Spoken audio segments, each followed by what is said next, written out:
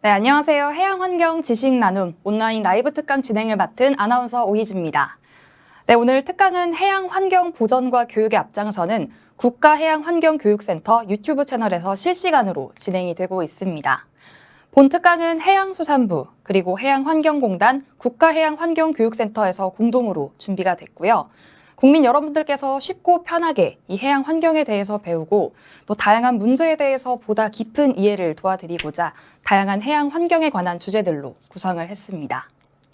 오늘 첫 번째로 진행되는 이 기후위기 또 기후공학을 지제로 한 시작으로 10월 24일까지 총 8번의 특강이 진행이 될 예정이고요. 여러분의 많은 관심 부탁드리겠습니다.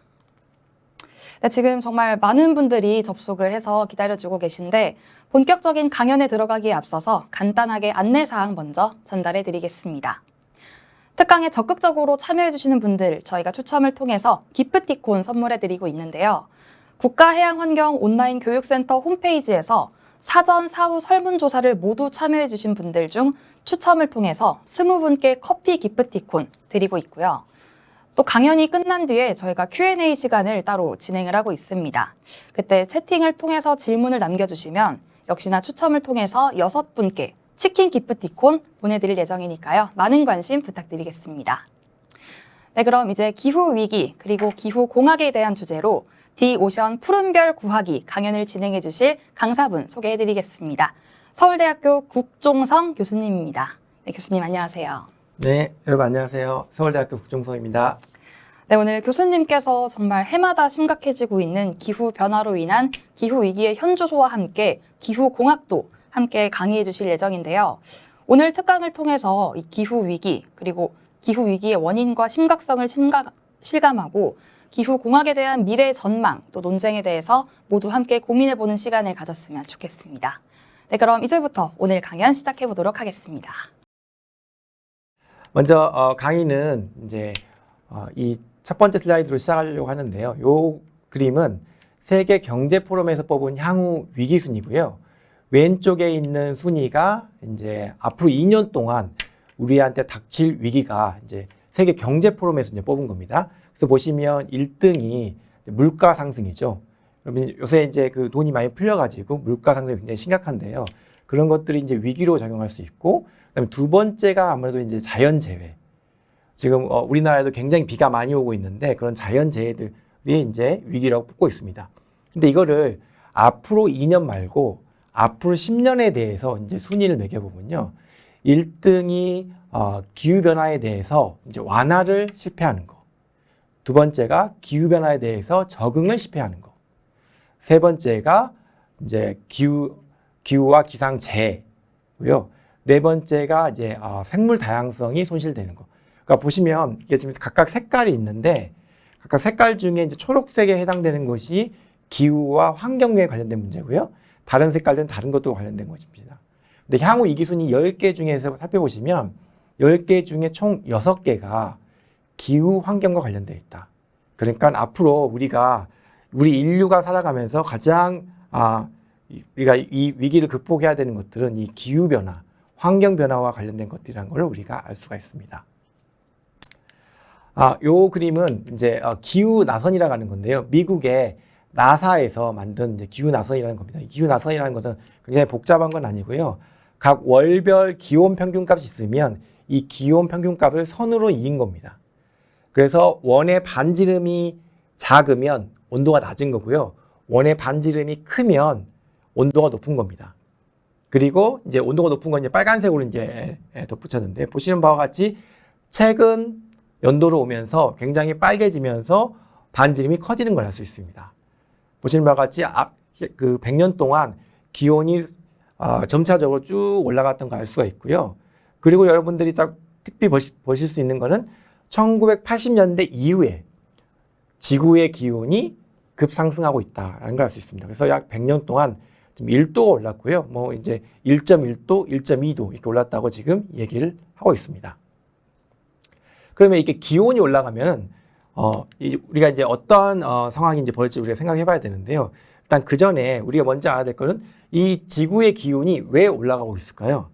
아마 이 강연을 들으신 분들은 다 알고 계시겠지만 지금 현재 기온이 올라가는 거는 지구 온난화에 의해서 지구 온난화는 온실 효과에 의해서 설명이 될 수가 있습니다. 온실 효과라는 것은 이제 우리 대기 중에 온실 기체라는 게 있는데요. 수증기, 이산화탄소, 메탄 이런 것들이 다 온실 기체인데요. 이 온실 기체가 지구 온도를 대표하는 것입니다. 보시면 왼쪽 그림 보시면 이제 온실 기체가 없을 경우에는 우리 지구의 온도는 태양 복사 에너지를 흡수해 가지고 지구가 장파 복사를 해서 이 들어온 양과 나가는 양, 이 균형에 의해서 복사 평행 온도가 정해집니다. 근데 여러분이 아셔야 될 거는 만약에 지구에 온실 효과가 전혀 없다. 온실 기체가 전혀 없다. 그러면 지구의 기온은 영하 18도로 유지될 겁니다. 근데 지금 현재 우리 지구에 온실 기체가 있기 때문에 지구에서 나가는 복사 에너지를 이 온실 기체가 한번 흡수를 한 다음에 그걸 대기 중에서 지표면으로 다시 쏴주게 됩니다. 그렇게 되면 지구가 덮여지는 거죠. 마치 우리 온돌 방에서 담요를 덮여놓으면 온돌방의 온도가 올라가잖아요. 바닥의 온도가 올라가잖아요. 그런 효과와 마찬가지입니다. 그래서 이런 온실 효과 때문에 원래 영하 18도였던 지구의 온도가 현재 영상 15도로 유지되고 있는 것입니다. 그 말은 우리 지구의 온실 효과가 지구의 온도를 약 33도를 올려주는 역할을 하고 있는 거죠. 그러니까 다시 말하면 온실 기체의 온실 효과는 사실 우리 인류와 우리 생태계한테 굉장히 고마운 존재입니다. 이 온실 효과 때문에 우리가 쾌적한 환경에서 잘 살아갈 수 있는 거죠. 우리 생태계도 마찬가지고요. 물론 이런 환경에 잘 적응하고 있는 거죠. 그런데 생각해 보시면 이 온실 기체라는 거는 대기 중에 농도가 1%도 안 되는 거거든요. 근데 그게 지구의 온도를 33도를 올리고 있습니다. 근데 이걸 다시 얘기해 보면 이 온실 효과가 만약에 10%가 올라가면 지구의 온도가 무려 3도씩 올라갈 수가 있다는 것을 얘기하는 것입니다. 그러니까 온실 기체가 조금만 바뀌어도 지구는 굉장히 민감하게 온도가 바뀔 수 있다. 그래서 현재 지금까지 온도가 1도 올라갔다는 것입니다. 우리가 파리 협약에 의해서 1.5도, 2도 이런 그 온도의 규제를 얘기하고 있는데요. 그만큼 우리한테 얼마 남지 않는 여유가 있다는 것이죠. 그러면 지금 이제 온실 효과가 좀 예전에 비해서 더 강해지고 있는데요. 그 강해진 이유는 무엇일까? 우리가 이제 과학자들이 얘기하는 것은 인간 활동으로 인해서 온실가스가 증가했다는 것입니다. 지금 빨간색, 검은색, 파란색 그래프는 각각의 온실 기체를 얘기하는 건데요. 이산화탄소하고 메탄, 아산화질소를 얘기하는 겁니다. 근데 보시면 이 과거 2000년 동안의 이제 기록을 보시면 한 1800년까지는 굉장히 변동이 굉장히 작은 걸 알 수 있습니다. 거의 변하지 않았습니다. 그런데 1800년 이후에 급격하게 온실가스의 농도가 증가하고 있는 걸 알 수가 있습니다. 저때 뭐가 있었죠? 여러분 다 아시겠지만 산업혁명이 있었습니다. 산업혁명 이후로 온실가스가 급속하게 증가하고 있다는 것입니다. 근데 요거랑 거의 비슷한 그래프가 있습니다. 이 지금 나온 그래프는 세계 인구의 변화입니다. 세계 인구 변화가 산업혁명 이후에 급격하게 증가하고 있는 걸 알 수가 있습니다. 그리고 세계 인구의 변화와 온실기체의 농도의 변화가 굉장히 비슷한 걸 알 수 있습니다. 그 말은 우리의 인간 활동에 의해서 온실기체가 증가하고 있고 이거에 의해서 온실 효과가 증가하고 있다는 걸 우리가 그냥 대략적으로 우리가 알 수 있다는 점입니다. 그럼 이걸 좀 더 이제 과학적으로 보면요. 이거는 이제 우리가 그 가장 유명한 킬링 커브라고 그래가지고 이 빨간색 그 곡선이 미국 하와이에 있는 굉장히 이제 고지대에서 이산화탄소 농도를 꾸준히 잰 겁니다. 그래서 이렇게 업앤다운이 있지만 온실기체 농도가 쭉 증가하고 있는 걸 알 수 있습니다. 여러분이 이건 잘 알고 있는 건데요. 근데 옆에 이제 그 다른 그래프가 있는데요. 다른 그래프는 산소 농도입니다. 보시면 같이 산소 농도가 대기 중에 있는 산소 농도가 꾸준히 감소하고 있는 걸 알 수 있습니다. 그러면 여러분이 막연히 생각하실 때 산소 농도가 감소하니까 요새 내가 좀 숨쉬기가 힘들던데 산소 농도가 감소해서 그런 거 아닌가? 이런 생각도 이제 들 수 있겠지만요. 그건 아니고요. 산소 농도의 변화는 굉장히 미량이라서 미량이라서 이제 우리가 느끼지는 못합니다. 그렇기 때문에 과거에는 관측하지 못하고 최근에서 이제 관측기기가 정밀해지면서 관측할 수 있는 겁니다. 어쨌든 중요한 거는 산소 농도가 감소하고 있다는 겁니다. 근데 이 산소 농도가 감소한 게 이산화탄소 농도가 증가한 게 인간 활동에 의한 것이라는 과학적인 증거가 됩니다. 왜냐하면 인간 활동에 의해서 이산화탄소가 왜 증가했냐? 크게 두 가지가 있는데요. 첫 번째는 우리가 화석연료를 많이 사용해서 화석연료를 연소시키다 보면은 산소를 같이 연소를 시키잖아요. 그래서 산소 농도가 줄어들게 됩니다. 그래서 이산화탄소 농도는 늘어나고 산소 농도는 줄어드는 겁니다. 두 번째, 우리가 열대우림을 파괴하게 됩니다. 열대우림을 파괴했는데 열대우림은 다 아시다시피 광합성을 통해서 이산화탄소 농도를 흡수하고 산소를 배출하게 됩니다. 근데 열대우림이 줄어드니까 흡수를 덜 하니까 대기 중 이산화탄소 농도를 줄어들었죠. 그래서 지금까지 인간이 소비한 화석연료, 그 다음에 파괴한 열대우림, 이것들을 쭉 계산해 가지고 얼마만큼 산소 농도가 줄어들었냐를 계산해 보면 현재 이 줄어들고 있는 산소 농도와 거의 일치한다는 것입니다. 그 말은 저 이산화탄소 농도의 증가분이 인간 활동에 의하다는 것을 뒷받침해 주고 있는 것입니다. 자, 그럼 제가 말씀드렸다시피 이산화탄소 농도 또는 메탄 농도의 증가에서 온실효과가 증가되고 그래서 지구의 기온이 올라가고 있다라는 걸 제가 설명해 드렸습니다. 자, 그러면 우리 온도가 올라가면 기온이 올라가면 좀 따뜻해지고 좋지 않나? 이렇게 생각할 수도 있을 것 같아요. 그러면 왜 우리는 기후위기라고 부를까? 실질적으로 우리가 기후위기라고 불리는 것들은 어떤 현상일까에 대해서 말씀을 드려보도록 하겠습니다. 자, 먼저 기온이 증가하면 여러분들이 가장 쉽게 생각할 수 있는 것은 폭염이 증가할 것이다 라는 것입니다. 제가 재작년에서 나타났던 폭염을 제가 가지고 왔는데요. 재작년에 유럽은 굉장히 이제 어려운 상황을 겪었는데요. 지금까지 좀 진행되고 있지만 우크라이나와 러시아와의 전쟁뿐만 아니라 그해 유럽의 여름은 끔찍하게 더웠습니다. 그래서 영국이 40도가 넘었고요. 북유럽이 보통 여름에는 굉장히 우리는 여름 굉장히 습하고 덥지만은 북유럽은 비도 건조하고 시원하거든요. 선선하거든요. 그래서 북유럽 지역은 에어컨이 없습니다. 대부분의 지역에서 에어컨이 없습니다. 근데 이 지역에서 40도까지 올라가게 된 것입니다.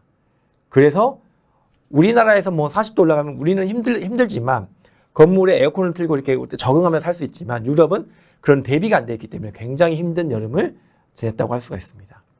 그리고 7월도 중국의 7월에는 149년 만에 폭염이 있어서 뭐 가로수에서 스스로 불타는 이런 경우가 있었고요. 그 다음에 이제 일본 같은 경우에는 논에 수온이 너무 올라가가지고 거기에 살던 가재가 다 익어가지고 지금 가재가 좀 빨갛게 익는 걸 볼 수가 있죠.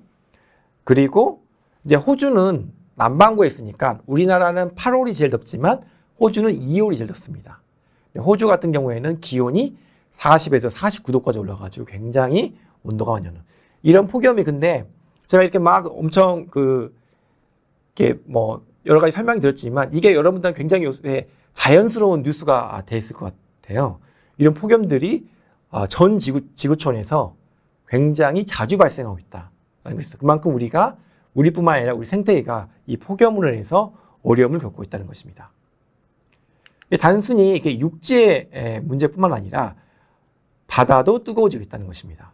그래서 예전에는 이제 특별히 고수온이나 이런 개념만 있었는데 최근에 이제 과학계에서 이야기하고 있는 게 해양 열파라는 것입니다.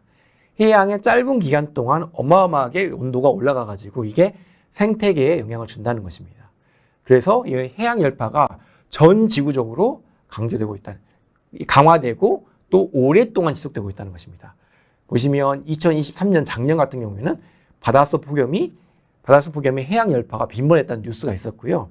근데 문제는 아마 올해가 작년보다 더 심각한 해양 열파가 발생할 것으로 예상되고 있다는 것입니다.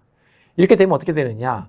해양의 산호초 이런 것들이 굉장히 우리 인간 같은 경우에는 더우면은 건물 안으로 들어가서 에어컨을 들어간다든지 아니면 철새 같은 경우에는 더우면은 다른 지역으로 옮겨갈 수 있잖아요.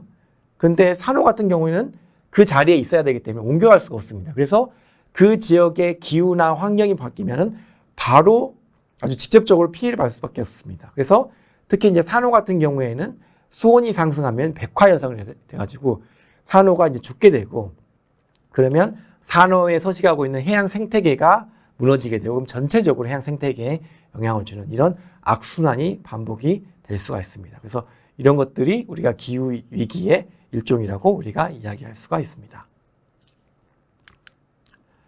그 다음에 이제 지구 온난화와 관련돼서 우리가 위기로 다가오고 있는 게 해수면 상승입니다. 해수면 상승이 1900년 이후에 이 그래프를 보시면 아시겠지만 꾸준히 증가하고 있다는 것을 알 수가 있습니다. 근데 단순히 해수면 상승이 이제 증가뿐만 아니라, 여러분이 이 그래프를 조금만 더 자세히 보시면 뭘 알 수 있냐면요, 이 그래프의 기울기가 조금씩 더 가파라지고 있는 걸 알 수 있습니다. 1년에 0.6mm 증가하다가 1년에 1.4mm 증가하고, 최근에는 1년에 3.3mm, 거의 2배씩 증가하고 있고요. 특히 보시면 2000년 이후, 또 2010년 이후에 더 기울기가 더 가파라지고 있다는 걸 알 수 있습니다. 그래서 지금 앞으로 100년 동안 상승하는 해수면보다 앞으로 진행될 해수면 상승이 훨씬 더 가파르게 발생할 거라고 과학자들은 경고를 하고 있습니다. 해수면 상승에 대해서 이제 심각하게 받을 수 있는 게 이제 슬라이드에서 좀 몇 장 보여드리려고 하는데요. 요 그림은 이제 재작년에 이제 가장 이제 저명한 영향력이 있는 과학 저널 사이언스에서 7월에 나오는 표지입니다. 요 그림을 보시면 요거는 인도네시아의 자카르타 보십니다. 인도네시아 수도죠. 자카르타의 모습입니다. 보시면 이 자카르타 수도인데 수도에 거의 길게 뻗은 이 벽이 있는 걸 알 수 있습니다. 이 벽을 기준으로 오른쪽이 육지, 왼쪽이 바다입니다. 근데 바다에 있는 쪽에 이 사원과 비슷한 건물이 있는 걸 알 수가 있죠. 그러니까 예전에 저기가 육지였는데 거기가 해수면 상승하고 지면이 침강에 따라서 저기가 바다가 돼가지고 더 이상 이제 사용할 수 없게 된다는 걸 알 수 있습니다. 그래서 실질적으로 인도네시아의 자카르타는 이 해수면 상승에 대한 피해를 막기 위해서 매년 수천억의 돈을 쓰고 있다고 합니다. 근데 이게 그 피해가 요새 더 이제 심해지니까, 그래서 몇 년 전에 인도네시아는 결정을 했습니다. 그래서 인도네시아의 수도를 자카르타에서 보르네오 섬에 있는 도시로 옮기기로 이미 결정을 했습니다. 해수면 상승 때문에 발생한 일이라고 할 수가 있죠.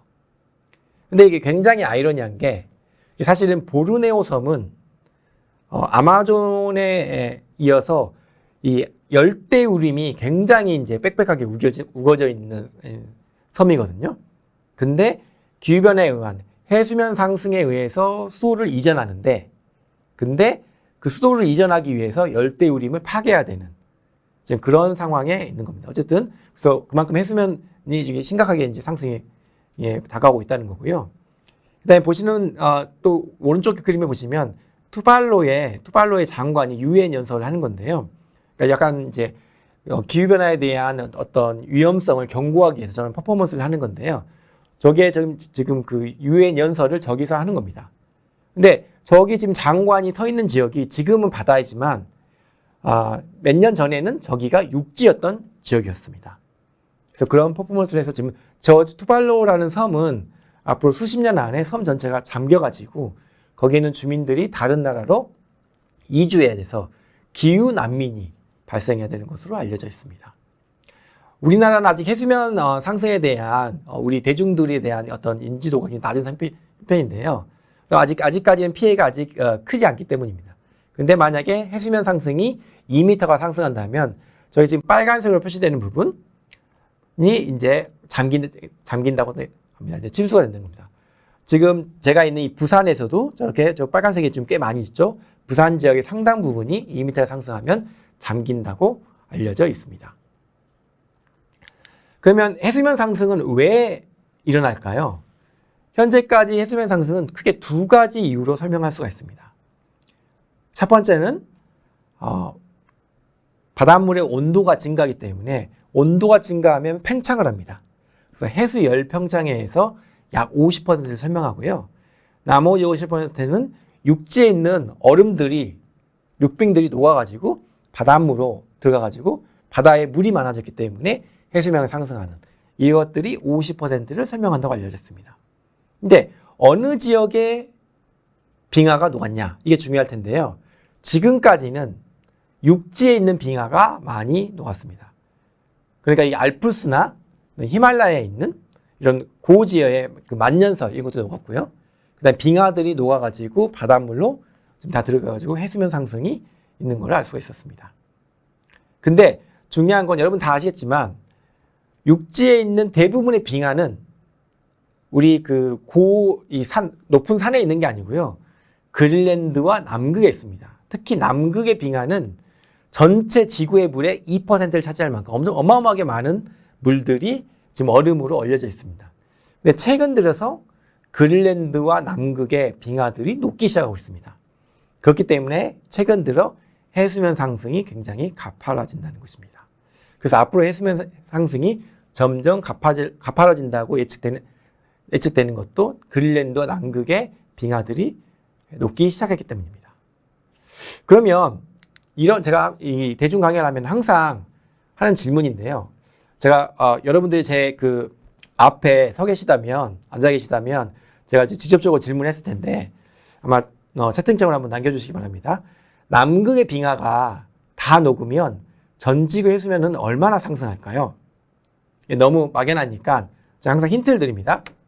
제가 앞서 말씀드렸다시피 지구물의 2%는 그러니까 97%는 바다에 있고요. 그 다음에 2%는 빙하에 있습니다. 그러니까 2% 물이 다 녹으면 바다가 얼마나 상승할까? 근데 전 지구 바다의 평균 깊이는 3,800m입니다. 좀 시간을 드릴까요? 채팅창에 남겨주시기 바랍니다. 힌트를 더 드리면 이게 어떤 비커에 10cm에 있는 비커가 있는데요. 여기 이 전체 물의 2%를 더 넣으면 어떻게 될까요? 그러면 수위가 2% 올라가겠죠. 그러면 여러분이 계산하실 수 있을 것 같습니다. 3,800m에서 그거의 2%가 증가하게 되는 겁니다. 그러니까 3,800 곱하기 100분의 2. 계산이 되시죠? 계산해 보시면 76m 정도가 됩니다. 근데 당연히 이제 바다에 비해서 육지의 그 밑면적이 더 넓기 때문에 조금씩 넓어지겠죠? 바다가 우선적으로 3분의 1 차지하고 있지 않지만 조금씩 넓어지기 때문에. 그래서 이제 정확히 계산해 보면 약 60m에서 70m가 해수면이 상승한다고 알려졌습니다. 아까 제가 보여준 그림에서 우리 그 해수면이 2m 올라가면 우리나라가 어디 잠긴다 보여드렸잖아요. 근데 70m가 증가하면은 우리나라가 얼마나 잠길지 상상해 보시면 될 것 같습니다. 다음으로 북극의 해빙에 다 녹으면 전지구 해수면은 얼마나 상승할까요? 요거 답은 아시는 분이 많을 것 같아요. 꽤 많은 물이 얼음으로 있지만 해빙이 다 녹는다 그래서 해수면 상승에는 전혀 영향을 주지 않습니다. 왜냐하면 아시겠지만 여러분 아이스커피를 시킨 다음에 거기에 얼음이 들어있는데 얼음이 다 녹는다 그래서 아이스커피의 수위가 올라가진 않죠. 물에 떠 있기 때문에 이미 그 부피를 차지하고 있기 때문에 북극의 해빙은 다 녹더라도 해수면 상승에는 영향을 주지 않습니다. 그 말은 무슨 말이냐? 다시 이야기하면 남극에 이제 빙하가 녹을 때 빙하가 이게 아이스크림 녹듯이 슬슬슬 녹는 게 아니고 빙하가 깨지면서 무너지면서 녹거든요. 남극의 빙하가 무너져가지고 바닷속으로 풍덩 들어가는 순간 아이스커피에 얼음을 하나 추가적으로 넣으면 곧바로 수위가 올라가죠. 그것과 마찬가지로 우리 전지구 해수면도 남극의 빙하가 깨져가지고 바다로 들어가는 순간 그만큼의 해수면은 갑자기 올라간다라는 걸 의미하는 것입니다. 자, 해수면 상승이 지속된다면 요 그래프는 어디 도시가 잠기는지, 그러니까 예를 들어서 2m가 상승하면 함부르크가 잠기고요. 그 다음에 한 7m 상승하면 상하이와 에덴버르가 됩니다. 그래서 오른쪽에 작은 지도가 있는데요. 그 작은 지도는 뭐냐면 해수면 높이가 80m가 증가하게 되면은 세계 지도가 저렇게 바뀐다는 것입니다. 그러니까 우리가 알고 있는 세계 지도하고 굉장히 다른 걸 알 수가 있죠. 근데 이렇게 뭐 해수면이 저렇게 막 급격하게 이렇게 많이 바뀌고 이런 게 가능할까요? 여러분 아시다시피 그 과거는 미래의 거울이거든요. 그래서 과거를 보면 우리가 미래의 기후를 대충적으로 예상할 수 있습니다. 이거는 온난화가 아니고 이제 냉각한데요. 이게 보시면 최근 빙하기 때의 해수면입니다. 보시는 부분이 빨간색으로 해당되는 부분이 지금은 바다지만 그때 당시 육지였던 겁니다. 더 드라마틱하게 볼 수 있는 게 옆에 오른쪽에 있는 지도인데요. 보시면 지금 하얀색으로 표시된 부분이 그때 당시 빙하기 당시의 육지입니다. 그러니까 그때 당시 보면은 황해는 바다가 아니었습니다. 육지였어요. 고로 한반도는 반도가 아니고 그냥 유라시아 대륙의 끝 지역이었어요. 그 대신 일본이 섬이 아니고 일본이 반도였습니다. 근데 이게 엄청나게 먼 과거였냐? 그렇지 않습니다. 18,000년 전, 그러니까 구석기 시대였습니다. 그러니까 우리 호모사피엔스가 살았던 시대입니다. 그래서 일본의 고고학자들은 저 시기에 일본의 조상들이 건너가가지고 지금 일본의 민족이 생겼다고 지금 이야기하고 있습니다. 어쨌든 인간들이 살고 있던 시대에 그때의 해수면, 굉장히 해수면이 많이 바뀌었다는 거죠. 왜냐하면 황해의 평균 깊이는 50m밖에 안 되거든요. 근데 그때보다 해수면이 120m 낮았기 때문에 대부분의 황해가 다 육지로 드러날 수밖에 없었다는 거죠. 그만큼 과거의 지구는 해수면이 굉장히 해수면이 굉장히 낮았을 때도 있고 높았을 때도 있었다는 것입니다. 다음으로 이제 우리가 기후 위기를 정말로 해양 입장에서 더 심각하게 받아들일 것은 해양 산성화입니다. 해수면 상승이야 천천히 진행될 거라고 생각하고 그리고 좀 충분히 시간이 좀 있으면서 피해는 점점 더 커지겠지만 우리가 어느 정도 막을 수 있는 시간이 있을 수도 있다고 생각합니다. 해양 산성화는 현재 가장 심각한 문제라고 할 수 있습니다. 여러분 콜라나 맥주를 먹으면 이렇게 톡톡 쏘는 그런 느낌이 있을 것 같아요. 그죠? 굉장히 이제 시원한 느낌이 들죠? 그거는 콜라와 맥주의 그 물 안에 이산화탄소가 녹아들어 있기 때문입니다. 그리고 그게 산성이죠. 여러분 아시겠지만 콜라가 굉장히 강력한 세제가 되는 건 아시죠? 얼룩 같은 거 콜라로 지우면 굉장히 잘 지워집니다. 그만큼 강한 산성이기 때문입니다.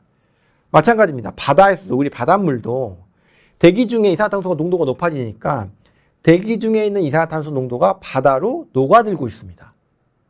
그렇게 되면 바다가 탄산이 많이 되는 거죠. 탄산이니까 산성, 산이 높아지게 됩니다. 그러면 우리 바다의 생태계 중에서 굉장히 산성에 민감한 것들이 있습니다. 뭐 조개류냐, 어패류나 이런 다른 갑각류 이런 것들이 전부 다 이제 이 산성화에 이제 노출되는데 제가 다 좋아하는 그 수산물인데요. 어쨌든 그런 것들이 피해를 받게 되고 그러면 그런 것들이 가장 밑바닥에서 해양 생태계를 이루고 있기 때문에 해양 생태계가 전체적으로 무너지는 거죠. 그래서 해양 생태계가 가장 위급한 기후 위기로 다가오고 있습니다. 다음으로 우리가 진짜로 체감하고 있는 기후 위기는 뭐냐? 그거는 강력해진 극한 기상입니다. 이 극한 기상이라고 했지만 이 극한 현상은 비단 육지 지역만뿐만 아니라 바다 지역도 해당되는 것입니다. 그래서 지구 온난화가 되면은 과학적으로 잘 우리가 증명이 되어 있는데요. 더 강력하고 잦은 폭염이 발생할 거고요. 제가 말씀드렸죠. 그 다음에 강한 겨울 폭풍이 폭설이 옵니다. 왜냐하면 대기 중에 기온이 올라가게 되면 대기가 머금을 수 있는 수증기 양이 증가하기 때문에 폭풍 및 폭설이 증가하게 됩니다. 그리고 우리가 요새 체감하고 있죠. 강한 집중호우와 홍수가 발생합니다. 이게 작년 베이징인데요. 작년뿐만 아니라 올해에도 지금 중국에 강둑이 터져가지고 거기에 어마어마한 피해를 지금 맞고 있다는 거 우리가 지금 뉴스로 봤을 텐데요. 우리나라도 이제 마찬가지고요. 지구 온난화가 되면 지구 기온이 1도 올라갈 때마다 집중호우의 강도가 7%씩 증가한다는 것은 과학적으로 증명되어 있습니다. 그래서 더 강하고 잦은 집중호우가 발생한다. 그리고 홍수는 많이 일어나는데 그 반대로 가뭄도 많이 일어난다는 거죠. 왜냐하면 대기의 온도가 올라가게 되면은 육지에 증발할 수 있는 물의 양은 제한되어 있기 때문에 증발이 더 많이 돼서 가뭄으로 진다는 것입니다. 그래서 더 가물어진다라는 거고요. 그리고 강력해진 태풍. 태풍의 에너지원은 수증기입니다. 그리고 바닷물, 여러분 잘 아시겠지만 바닷물 온도가 따뜻하면 따뜻할수록 더 강력한 태풍이 발생하게 됩니다. 근데 지구온난화가 되면은 당연히 수온이 올라가고 대기 중에 수증기량도 많아집니다. 그렇기 때문에 태풍도 강력해진다는 거죠. 그리고 더 강한 산불. 작년 뉴스 보셨겠지만 하와이에 어마어마한 강하고 엄청 길었던 산불이 있다는 걸 기억하실 것입니다. 왜냐하면 대기가 강해지고 또 폭염도 많이 발생하기 때문에 산불도 더 많이 발생했다는 거죠. 그러니까 대부분의 이제 극한 현상이 더 강하고 더 길게 더 자주 오기 때문에 우리가 거기에 대한 피해도 어마어마하게 늘어나면서 우리가 극한 기상으로 우리가 인지한다는 것입니다. 기후 위기라고 인지를 한다는 것입니다. 그래서 이제 미래의 극한 기상은 앞으로는 어떻게 될 것이냐? 그 지구 온도가 1도 올라갔을 때, 2도 올라갔을 때, 3도 올라갔을 때, 4도 올라갔을 때 이렇게 그 IPCC 6차 기후변화 보고서에서 보고하고 있는 건데요. 보시면 이제 4도 올라가면은 우리가 이제 극한 현상을 얘기할 때는 10년 만에 오는 에서 집중호우가 뭐 얼마만큼 증가하냐 이렇게 이제 얘기하는데요. 지구 온도가 4도 올라가면 10년마다 오는 집중호우가 3배 증가할 것이다. 그 말은 무슨 말이냐면 우리가 지금까지 겪었던 10년 만에 오는 집중호우, 폭우가 앞으로 3.3년 만에 한 번씩 올 것이다. 가뭄은 10년 만에 오는 대가뭄이 2.5년 만에 올 것이다. 10년 만에 오는 폭염이 4도가 올라가면 매년 우리는 겪게 될 것이다. 50년 만에 오는 폭염도 39배가 증가할 것이다. 라는 걸 우리가 알 수가 있습니다. 그래서 앞으로 극한 현상은 점점 더 강해지고 자주 올 것이다. 라는 걸 우리가 예상할 수가 있습니다. 그러면 제가 여기서 말씀드리고 싶은 거는 기후 위기라고 얘기하는데요. 그럼 기후 변화는 기후 위기일까요? 사실 그러지는 않습니다. 사실 기후 변화라는 것은 우리 지구의 역사가 45억 년인데요. 45억 년 동안 지구의 기후는 꾸준히 변해왔습니다. 근데 그 45억 년 동안 항상 지구는 기후 위기였다. 이거 좀 말이 안 되잖아요. 제가 말씀드리고 싶은 거는 속도인데요. 예를 들어서 지구의 기온이 지금보다 훨씬 높았을 때도 있고 훨씬 낮았을 때도 있었습니다. 예를 들어서 M 간빙기라는 거는 지금 13만 년 전인데요. 현재보다 지구 온도가 2도가 높았습니다. 그때도 호모사피엔스가 있었습니다. 근데 그때는 이제 아프리카에 이제 제한대에서 이제 거주하고 있었죠. 근데 지금보다 해수면 고도는 5에서 8m 높았고요. 그리고 최근 빙하기에는 불과 18,000년, 22,000년 전인데 현재보다 온도가 6도 낮았습니다. 근데 이제 중요한 거는 이제 속도인데요. M 간빙계에서 최근 빙하기에 걸리는데 10만 년이 걸렸습니다. 그래서 100년 동안으로 계산해 보면 0.007도 굉장히 천천히 바뀌었다는 것입니다. 그러면 기후가 천천히 바뀌면 인간도 또는 지구의 생태계도 거기에 조금씩 적응해 갑니다. 최근 빙하기하고 홀로셀 때는 100년에 0.05도 바뀌었습니다. 근데 문제는 인간이 만든 기후변화, 인류 세대는 최근 지구온난화는 100년에 1.1도. 그러니까 과거 6,000년 내에 했던 변화보다 20배에 더 빨랐다는 거죠. 앞으로 100년은 100년에 1도 또는 5도까지 증가한다는 것입니다. 그러니까 지구의 변화의 속도가 굉장히 급격하게 바뀌고 있기 때문에 급격하게 바뀌게 되면 우리가 적응하기가 힘들고 생태계가 살아남기 힘들다는 거죠. 그렇기 때문에 극한기상이라는 거는 지구의 균형을 해결하기 위해서 만들어지는 거거든요. 근데 급격하게 바뀌면 불균형이 더 심화되겠죠. 그렇기 때문에 그런 변화들이 더 심각하게 발생할 수 있다는 것입니다. 그래서 우리가 이제 탄소 중립 이런 얘기를 하는데요. 탄소 중립은 기후변화를 멈추게 하는 것 또는 기후변화를 원래대로 되돌리려는 것 이런 노력이 아니고 이러한 속도를 늦추는 것.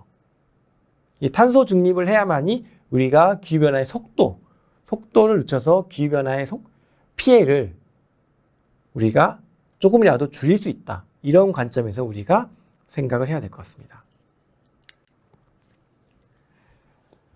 자, 그러면 이제 탄소 중립에 대해서 좀 말씀을 드리려고 하는데요. 이제 탄소 중립은 우리가 이제 그 기후변화를 조금 완화시키기 위해서 만드는 건데요. 탄소 중립은 여러분이 흔히 생각하기에는 탄소 중립이라는 것은 우리가 이산화탄소를 전혀 배출 안 하는 거라고 생각하실 수 있는데요. 사실 그렇지는 않습니다. 탄소 중립이라는 것은 인간 활동, 우리가 만들어낸 우리가 배출한 이산화탄소 양하고 우리의 생태계 또는 우리가 이산화탄소를 캡처해 흡수해 가지고 그거를 이제 만들어내는, 이거 흡수하는 거. 그러니까 배출량과 흡수량이 같아지는 지점. 그래서 순 배출량이 0이 되게 하는 거. 이거를 탄소 중립이라고 합니다. 이 탄소 중립을 하기 위해서 우리나라도 2030년까지 계획이 되어 있고, 2050년 탄소 중립을 마무리하겠다는 거고요. 그다음에 세계에서도 전체적으로 그런 약속을 하고 있습니다. 그런데 여러분은 어떻게 생각하실지 모르겠어요. 우리가 2030년, 2050년까지 탄소 중립을 아주 계획대로 잘 할 수 있을까요? 거기에 대해서 저는 한 사람의 시민으로서, 그다음에 기후변화를 연구하는 과학자로서 그렇게 되기를 굉장히 지금 바라고 있지만 사실 그 기대는 그렇게 긍정적이지는 않은 것 같습니다. 자, 우리나라의 기후변화 대응 현주소를 볼까요? 우리나라는 기후변화 대응 지수가 2020년 당시 61개 중에 58위였고요. 온실가스 배출 세계 7위 국가입니다. 그 다음에 OECD 국가 중에 이산화탄소 배출량 증가율이 1등이고요. 그 다음에 우리 석탄 발전을 많이 하고 있기 때문에 재생에너지 비중이 낮기 때문에 세계 시민단체에서 기후 악당 국가로 지금 불리고 있습니다. 그만큼 우리나라 기후변화에 대한 인지도 및 그다음에 어떤 그 정책의 어떤 방향성은 굉장히 낮은 수준이다 라는 걸 우리가 이야기를 하고 있습니다.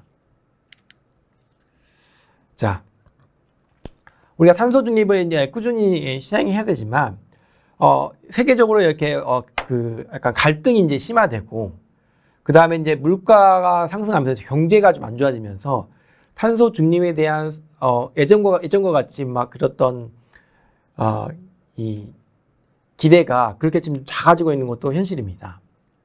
그래서 이제 그거에 대한 이제 그 대안까지는 아니고요. 그거랑 우리 같이 생각해야 되는 것들이 이제 여러 가지 제한되고 있습니다. 기후공학이라는 건데요.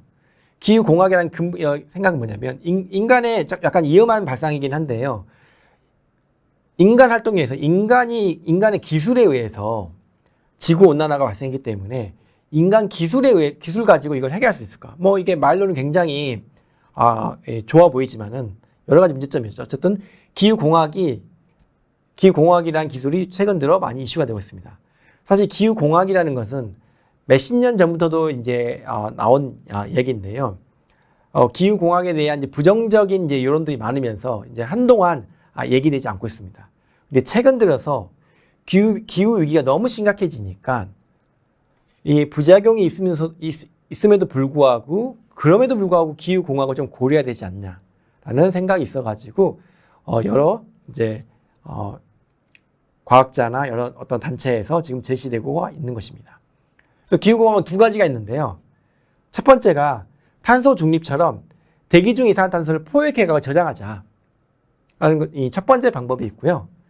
두 번째로는 지구의 온도가 올라가는 게 문제이기 때문에 지구의 복사 에너지를 조절하자. 그러니까 태양에서 오는 에너지를 조금만 받게 만들자.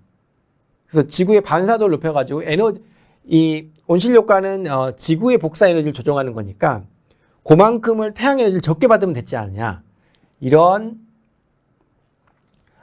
공학적 방안이 있습니다. 그래서 두 가지가 있습니다. 그래서 오늘 그런 기술에 대해서 제가 간단히 남은 시간 동안 소개해 드리도록 하겠습니다.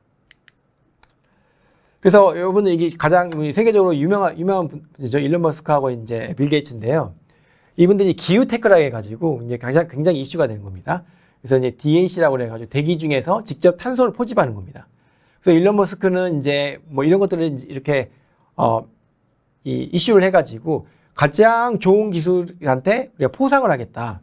뭐 이게 뭐 10억 달러를 10억을 이제 주겠다. 그래서 우리나라에서도 거기 그런 경쟁에 지금 참여하고 있긴 한데요. 그런 것들에 대해서 지금 굉장히 많은 투자가 이루어지고 있습니다. 그래서 대기 중에 있는 이산화탄소를 흡수해가지고 또는 공장이 직접 설치해가지고 이산화탄소 배출 직접 흡수해가지고 그걸 저장한다. 이게 굉장히 이제 부작용도 가장 적고 보조 조건이 우리 해결할 수 있는 건데, 근데 문제는 뭐냐면 이걸 흡수하는데 돈이 너무 많이 든다는 것입니다. 그리고 여기에 이제 사용되는 에너지가 필요한데, 이 에너지를 다시 화석연료, 전기를 쓰기 때문에 그걸 가지고 지금 하기 때문에 기후변화에 긍정적으로 도움이 정말 되느냐에 대한 이슈가 있습니다. 그래서 어쨌든 이 기후테크라는 게 굉장히 지금 이슈가 되고 있고요. 그래서 이런 부분에 대해서도 우리나라에서도 이런 거에 대해서 이제 열심히 투자를 하려고 지금 계획을 하고 있는 상태입니다. 근데 이게 이제 이산화탄소를 흡수하는 거 자체만 그것도 문제지만은 가장 큰 문제는 그걸 이제 흡수해서 이거 어디에 둘 것이냐라는 것입니다. 그래서 제가 간단한 이제 그 계산을 해봤습니다. 이산화탄소를 이제 흡수해가지고 어딘가에 저장을 해야 될 텐데요. 왜냐하면 이게 그냥 우리 드럼통에 넣어서 되는 게 아니기 때문에 이걸 어딘가에 이제 넣어야 되는데, 넣은 게 다시 나와버리면 아무 소용이 없잖아요. 그래서 저장을 해야 됩니다. 근데 이게 어마어마하게 많은 양입니다. 예를 들면은 이산화탄소를 우리나라에서 연간 이산화탄소 배출량이 약 이제 7억 톤인데요. 근데 이거에 10%를 10년씩 저장한다. 그러면 이제 우리가 7억 톤을 이제 저장해야 되는 거죠. 흡수해가지고. 그러면 그게 얼마만큼 양이 될까 하는 겁니다. 일단 이걸 저장하려면 대기압이 70배가 돼야 되고요. 고온에다가 고압인 상태로 만든 다음에 그러면 부피가 줄어들겠죠. 그래서 초임계 상태. 초임계 상태라는 거는 이게 기체도 아니고 액체도 아니고 이런 상태인데요. 이렇게 이산화탄소를 이렇게 압축시켜 가지고 만들면, 그러면 부피가 1.5 곱하기 이제 100만 미터 스퀘어가 된다고 합니다. 큐빅이 된다고 합니다. 뭐 요게 이제 상상이 잘 안 가시는데, 요것이 이걸 제가 봤더니 잠실 야구장에 약 4,000개에 해당되는 부피라고 합니다.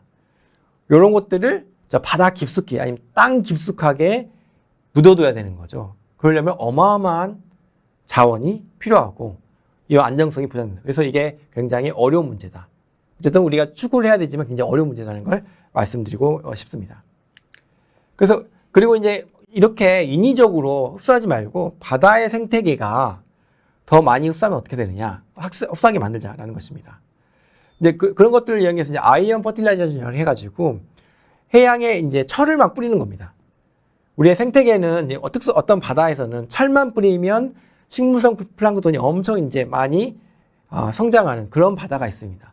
그런 지역에 철을 뿌리면 식물성 플랑크톤이 이제 많이 블루밍이 돼서 이산화탄소를 흡수하게 되면은 그게 죽으면서 땅으로 떨어져서 이산화탄소를 자연스럽게 심해에 저장할 수 있다. 이런 방법이 있고요. 그 다음에 이제 해양에 어떤 광석을 뿌리게 되면은 해양의 알칼리성이 증가되면서 탄소 흡수 능력이 증가됩니다. 이런 작용에 의해서 해양의 흡수 능력을 줄이자라는 작용이 있습니다. 이런 것들 역시 경제성의 문제가 있고요. 그 다음에는 이제 철 같은 걸 뿌리면은 이제 특수한 그 식물성 플랑크톤이 많이 이제 되기 때문에, 그러면은 해양 생태계를 좀 바꾸게 돼서 이런 것들을 부작용이 이제 남게 되는 거죠. 그래서 이산화탄소를 캡처해가지고 저장하는 게 가장 부작용이 적은 편이긴 한데, 그건 아직 경제성, 그 다음에 안정성, 이런 거에서 여러 가지 문제가 있습니다. 그래서 이제 대안으로 나오는 게 태양 복사 에너지를 조정하자. 그래서 이제 그 국립과학공학의학 한림원이라는 데서 보고서를 발간했습니다. 재작년에 2021년이죠. 발간해가지고 그래서 우리가 태양지구공학을 열심히 해야 된다. 그래서 미국의 백악관에서는 태양지구공학을 5개년 연구계획을 수립해가지고 이게 실질적으로 우리가 할 수 있는 건지에 대해서 여러 가지 연구를 하고 있습니다. 그래서 지금 조 바이든 미국 대통령은 태양지구공학과 관련해가지고 연구 계획을 수립해가지고, 그래서 이른바 태양지구공학 기술을 해서 5개년 연구 계획을 이렇게 수립해서 열심히 지금 노력하고 있습니다. 그럼 어떤 식으로 태양 복사를 줄 수가 있을까요? 가장 유명한 방법이 이 오른쪽에 있는 성층권에 에어롤을 뿌리는 방법입니다. 이건 다음 슬라이드에서 제가 더 자세히 설명드리도록 하고요. 또 다른 방법은 우리의 그 지구 온난화에서 저 위에 있는 상층에 있는 구름은 지구 온난화를 가속화시키거든요. 그럼 거기에 여러 가지 이제 에어로졸을 뿌리게 되면은 이 얇은 구름들이 많이 없어지게 됩니다. 그러면 이제 지구 온난화를 좀 해결할 수 있는 부분이 있고요. 또는 우리 이 구름에 대기 하층에 있는 구름을 더 밝게 만들고 구름을 더 많이 만들고 밝게 만드는 겁니다. 저 바다에 밑에 있는 그림처럼 바다에 이 짠물이 있는 그런 이 소금기가 있는 물들을 이렇게 뿌리게 되면은 하층에 구름들이 많이 생기게 되는데요. 구름들이 이제 많이 생기게 되면은 그 구름들이 태양 복사 에너지를 반사시키니까 그러면 지구 지표면에 태양 복사 에너지가 적게 들어오겠죠. 그래서 이 지구의 온도를 낮추는 이러한 작용들이 있습니다. 그래서 이런 작용들을 실질적으로 우리가 할 수 있는지 경제적으로 타당성이 있는지 이런 것들을 연구를 굉장히 많이 하고 있습니다.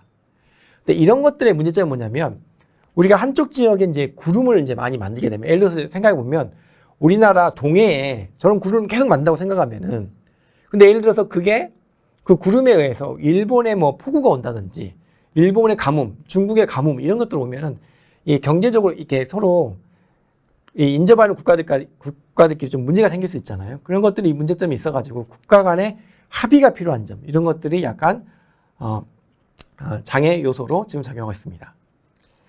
그래서 경제성까지 고려하면 가장 현실성이 있는 대안은 성층권에 에어로졸을 뿌리는 것입니다. 제일 위에 있는 그래프가요, 지구의 이제 기온을 나타내는 건데요. 지구 기온이 꾸준히 상승하고 있지만 보시면 가끔씩 몇 년을 보면은 지구의 온도가 뚝뚝 떨어지는 것을 보실 수 있습니다. 근데 그 포인트가 어떤 포인트냐면 화산이 발생했을 때입니다.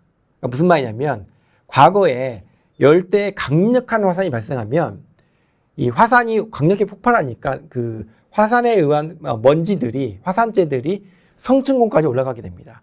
그럼 성층권은 굉장히 안정된 층이기 때문에 에어로졸이 1, 2년 머물게 됩니다. 거기 체류하면서 태양의 복사 에너지를 차단하게 되는 거죠. 그러면 지구의 기온이 떨어지는 거죠. 근데 이거는 이 성층권에 뿌리면 성층권은 바람이 세기 때문에 쫙 이게 전 지구적으로 흩어지거든요. 그럼 골고루 온도를 낮출 수가 있습니다. 그리고 실질적으로 이 에어로졸이 그렇게 경제적으로 비싸지도 않습니다. 뿌리는 방법도 경제적으로 상대적으로 싸고요. 그래서 그런 것들이 현재 대안으로 지금 대하고 있습니다. 그런데 여러분 그 영화 설국열차를 이제 보셨는지 모르겠지만 이 설국열차를 보시면 설국열차 보면은 갑자기 빙하기가 돼가지고 인류가 다 멸망을 하고 이 열차 안에서만 이제 인간이 살잖아요. 거기서 이제 인간 간의 갈등을 얘기하는 게 영화인데요. 근데 저는 기후학자니까 왜 갑자기 빙하기가 됐을까에 대해서 이제 궁금했는데요. 영화 시작하기 10초, 20초 동안 설명을 해주거든요. 그때 사용한 기후공학 기술이 지구 온난화가 되니까 과학자들이 성층권에 지구에 에어로졸을 뿌립니다. 근데 너무 많이 뿌린 거죠. 한 1, 2도 내려갈 줄 알았는데 너무 많이 뿌려가지고 지구 온도가 내려가는. 그래서 지구공학에 의해서 갑자기 빙하기가 와서 인간이 멸망했다. 이러한 이제 지구공학의 이제 부정적인 그런 것을 이제 그린 영화라고 할 수가 있습니다. 그래서 이제 기후공학의 실효성이 이제 논란이 있는데요. 기후공학에 있어서 물론 이제 기후공학이 지구온난화를 해결할 수 있지만 우리가 예상하지 못했던 부작용들이 있기 때문에 그런 부작용들이 때문에 기후공학에 대해서 이제 우리가 많이 이슈가 되고 있습니다. 그래서 제가 정리해보면 기후공학에 이제 논쟁 이슈가 있습니다. 그래서 과거 10년 전만 해도 기후공학은 약간 금기어 같은 거였습니다. 우리가 지구를 잘 모르는데 인간이 함부로 이게 지구를 가지고 실험하려고 그래? 그래가지고 지구온난화보다 더 심각해지면 어떡해? 이런 부작용에 대한 여론이 있기 때문에 굉장히 심각한 두려움이 있었습니다. 근데 우리는 이 두 가지에 대해 생각해야 된다고 생각합니다. 지금 현재 기후위기가 심각하기 때문에 기후변화로 인한 기후재난에 대한 불확실성, 그 다음에 기후공학 부작용에 대한 두려움, 이 두 개의 불확실성이 있는데요. 이 두 개의 불확실성 중에 어떤 게 더 심각한 건지 우리가 과학적으로 생각을 해야 된다고 생각합니다. 그리고 제가 특히 강조하고 싶은 거는 이 기후공학을 저는 연구를 필요하다고 생각하지만 이 기후공학이란 논쟁이 탄소 감축 정책의 추진 동력을 약화시키는 책량으로 이용되면 안 된다. 탄소 중립과 평행하게 기후공학에 대한 시도가 이루어져야 된다고 생각을 하고 있습니다. 그래서 우리나라에서도 미국같이 우리 기후 환경에 맞는 기후공학 방안, 자 요새 이야기하고 있는 것은 K기후공학, 그것을 발굴하고 실현 가능성을 검토하는 것이 필요한 시점이다. 그래서 우리가 일반 대중들도 기후공학에 대한 장점이 뭐고 단점이 뭔지를 우리가 좀 더 정보에 대해서 알아보고 거기에 대해서 생각해 보는 시간을 가져야 된다고 생각합니다. 자, 마지막으로 제가 스페인 속담을 소개해 드리면서 이 강의를 마치도록 하겠습니다. 신은 항상 용서하시고 우리는 때때로 용서하지만 자연은 절대 용서하지 않는다.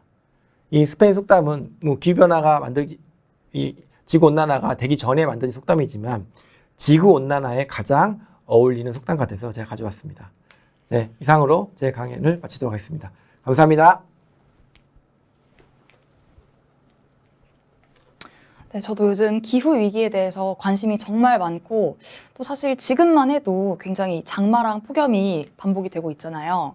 그래서 더더욱 이런 몸소 와닿는 내용이어서 더 집중해서 들었던 것 같습니다.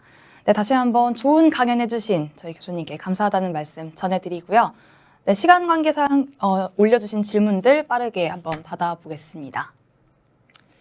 지금 선별하는 시간 동안 제가 아까 강연을 들으면서 정리했던 질문이 하나 있는데 앞서 탄소 중립과 관련해서 질문을 주셨잖아요. 네. 이게 만약에 완벽하게 탄소 중립이 시행이 된다고 하면 우리 지구 기후가 완벽하게 예전 상태로 돌아갈 수가 있는 건가요? 아, 네. 우리가 이제 흔히 이제 헷갈릴 수 있는 게 탄소 중립하면 우리가 기후가 예전의 기후로 돌아갈 것이라고 생각을 하는데요. 사실 제가 강의에서도 말씀드렸지만 탄소 중립은 기후 변화의 속도를 늦추는 겁니다. 네. 그래서 우리가 탄소 중립을 딱 지금 올해부터 탄소 중립을 완성하더라도 지구의 기온은 천천히 더 상승하게 됩니다. 수십 년 동안 상승하게 되고요. 물론 수백 년, 수천 년이 지나면 지구의 기온이 조금씩 감소할 거라고 우리가 예상되고 있습니다. 하지만 탄소 중립, 우리가 이제 인간의 스케일에서 보면은 탄소 중립이라는 거는 현재 지금 급격하게 진행되고 있는 지구 온난화의 속도를 줄이는 최소한의 어떤 대책이다라고 생각하시면 좋을 것 같습니다. 네, 답변 감사합니다. 이렇게 답변 듣는 동안 질문이 굉장히 많이 올라왔는데 먼저 이준호님 질문이네요. 네, 한반도의 100년 이후에는 1도에서 5도 정도의 기온 상승이 예상이 됩니다. 말씀대로 속도의 기울기만 탄소 중립을 통해서 시간만 늦출 뿐이라고 말씀을 해주셨고요. 그렇다면 우리 현재 한국인들은 후손 세대를 위해서 대안이 어떤 것이 필요한지 질문을 주셨는데 네, 어떤 방안이 있을까요? 네, 가장 제가 말씀드렸지만 가장 대안이 문제에도 질문에도 있지만요. 탄소 중립을 빠른 시간에 해야 됩니다. 우리가 탄소 중립을 하면 탄소 중립 시점이 이제 중요하다고 모든 사람들이 생각할 수 있는데 그렇지 않습니다. 탄소 중립 기후 변화라는 거는 우리가 이제 앞으로 배출할 총 탄소량에 비례하는 거거든요. 그러니까 탄소 중립을 하더라도 지금 우리가 배출하는 이산화탄소 농도가 높으면 높을수록 우리 후손은 그만큼의 기후 변화를 많이 겪을 수밖에 없는 것입니다. 그러니까 지금부터 탄소 중립을 줄이면 줄일수록 우리 후손한테 주는 빚이 우리가 지금 후손한테 지금 빚을 지고 있는 거거든요. 그 빚이 줄어든다고 할 수가 있습니다. 그리고 이제 탄소 중립과 더불어 이제 우리가 이제 그 부작용을 최소화할 수 있는 기후 공학 기술들. 가장 간단하게는 우리 숲을 많이 조성할 수 있다든지 그런 방법들을 통해 가지고 지구의 온도를 좀 낮추는 이런 것들을 빠르게 우리가 시행을 해야 된다고 생각합니다. 네, 식목일에 정말 이 식물 나무 많이 심어야겠다는 생각이 네. 드는 답변이었고요. 다음 질문도 한번 받아보겠습니다. 멋진 세계, 나이스 월드라는 분이 질문 주셨고요. 인간 활동으로 인한 탄소 배출 감축은 극적으로 이루기가 너무 힘든 듯하다고 말씀해 주셨는데 저도 동의하는 바고요. 그래서 발생한 탄소를 없애는 거에 집중하는 게 더 빠르지 않을까 싶은데 이 탄소 포집이 언제쯤 정상적으로 상용화될 수 있는지 궁금하다고 질문 주셨네요. 굉장히 좋은 질문이신데요. 사실 이제 이 탄소 포집과 관련해서는 제가 이제 전문가는 아니지만 제가 이제 전문가분들한테 이제 들어보면은 현재 탄소 포집 기술은 저희가 이제 여러 가지 기술이 있고 어느 정도 이제 가능은 하거든요. 가능한 이제 경제성의 문제인데 그래서 이제 탄소 포집만 생각해 보면은 앞으로 이제 10년 안에 충분히 갈 수가 있는데 그 탄소 포집된 탄소를 이게 어마어마하게 많은 부피와 질량을 갖고 있기 때문에 이거를 수송하고 그 다음에 저장하는데 또 어마어마한 그 비용이 많이 발생하거든요.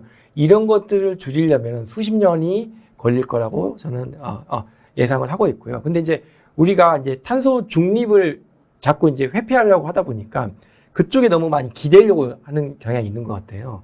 그래서 근데 그것만 우리가 예상하는 만큼 기대한 만큼 기대려고 한 만큼 아주 긍정적으로 아주 빠르게 탄소 포집 기술이 발달하고 있지는 않다.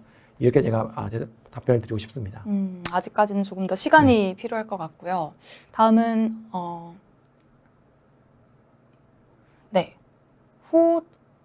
호정아님 질문이시고요. 탄소 포집을 바다에 실행을 할 때 이 바다 생태계에 끼치는 악 영향은 없는지 궁금합니다. 이거 굉장히 좀 클 것 같은데요. 네, 맞습니다.